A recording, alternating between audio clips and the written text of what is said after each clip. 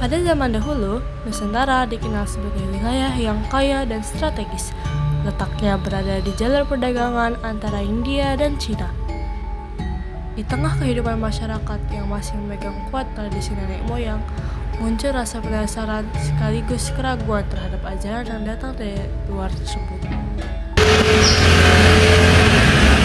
Ternyata sejarah susah banget ya buat dihafalin. Iya, banyak banget tuh yang harus dihafal. Padahal kita udah baca-baca dari tadi, tapi nggak hafal-hafal. Hai nak. Mau mendengar kakek bercerita? Cerita apa tuh, Kak? Pada zaman dahulu.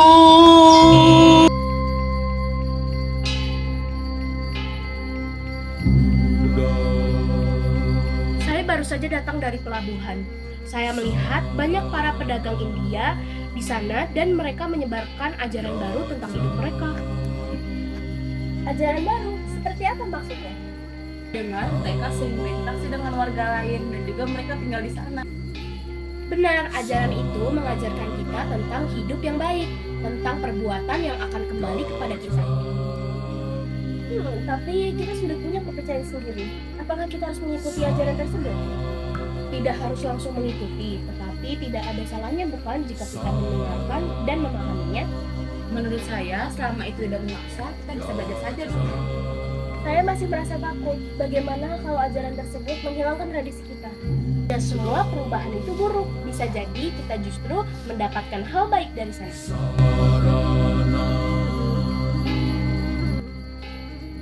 Kabar tentang ajaran baru tersebut akhirnya sampai ke telinga sang raja. Aku mendengar bahwa ada ajaran baru yang mulai dikenal rakyatku. Aku dengar juga ini dibawa oleh pedagang India. Untuk hal itu, panggil orang-orang yang bisa menjelaskan hal ini.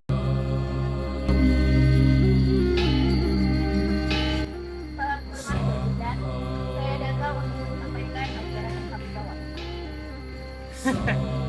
Baiklah, tolong jelaskan dengan jujur dan benar. Baginda, ajaran ini menyebar melalui perdagangan dan hubungan baik dengan masyarakat. Kami tidak memaksa, hanya berbagi pengetahuan. Dalam ajaran Hindu, ada dharma, yaitu kebenaran, dan karma akibat dari perbuatan. Dalam ajaran Buddha, diajarkan tentang menghindari pemerintahan dan mencapai kedamaian batin. Jadi, setiap perbuatan yang kita lakukan akan berdampak kepada kehidupan kita. Benar, kebaikan akan menghasilkan kebaikan, keburukan akan membawa akibat yang tidak baik. Berarti kita harus lebih berhati-hati ya dalam bertindak. Tapi, apakah kami harus menghilangkan ajaran dan tradisi kami? Tidak, kami tidak datang untuk menghapus, tetapi menambah pengetahuan dan nilai kebaikan. Penjelasan yang menarik. Tapi yang pendapat dari rakyat. Baginda, saya khawatir. Jika kita menerima ajaran itu, apakah kita akan berubah sepenuhnya? Menurut saya, tidak harus begitu. Kita dapat memilih mana yang baik tanpa melupakan budaya kita. Kita bisa tetap jadi diri kita sambil mempelajari hal baru. Tapi perubahan itu menakutkan. Takut itu wajar. Namun, kita tidak boleh menutup untuk hal yang baru. Kami tidak memaksa siapapun. Kami hanya membawa ajaran yang menurut kami membawa kebaikan. Coba kita pahami terlebih dahulu, jangan langsung menolak. Iya, kita bisa belajar bersama saja.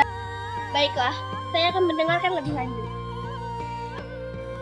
Raja pun merenung dan mempertimbangkan semuanya dengan bijaksana. Setiap ajaran pasti memiliki nilai. Tugas kita adalah memilih dan berpikir dengan cara yang terbaik. Menolak, tetapi kita tidak boleh menerima tanpa berpikir. Jadi, kita harus mempelajarinya terlebih dahulu. Benar, kita akan mempelajari, memahami, dan kita akan memilih untuk kebaikan rakyat kita. Jika begitu, saya juga ingin belajar. Saya juga mau belajar, Baginda. Seiring waktu, masyarakat mulai memahami ajaran tersebut. Mereka tidak meninggalkan budaya lama, tetapi menggabungkannya dengan nilai-nilai baru. Saya mulai memahami arti karma. Kita harus berbuat baik kepada sesama kita. Saya juga. Ternyata ajaran ini tidak menakutkan seperti yang saya bayangkan. Sekarang, saya merasa lebih bijaksana dalam bertindak.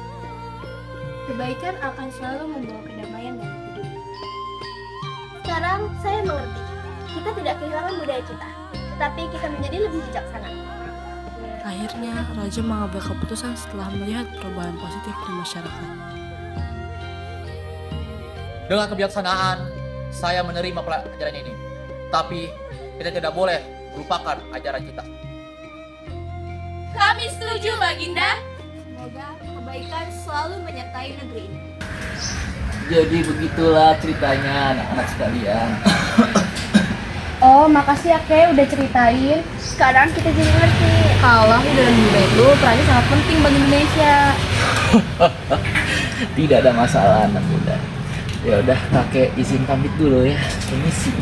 Ya Kay, hati-hati di jalan ya. Iya.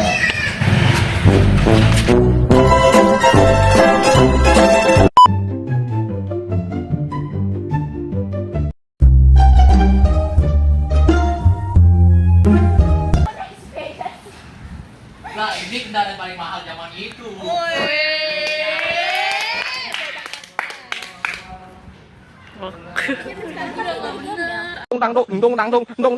baru saja datang dari pelabuhan. Saya melihat banyak Seperti apa maksudnya? Dan juga saya dengar bahwa mereka juga berinteraksi dengan warga di sana dan juga mereka juga tinggal juga. Ya kan?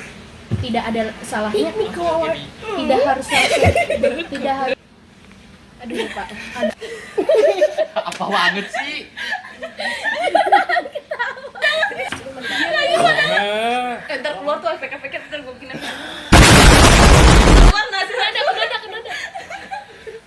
Bisa jadi kita malah tidak semua. Apaan tuh? Apaan tuh? Apaan tuh? Apaan tuh? Apaan tuh?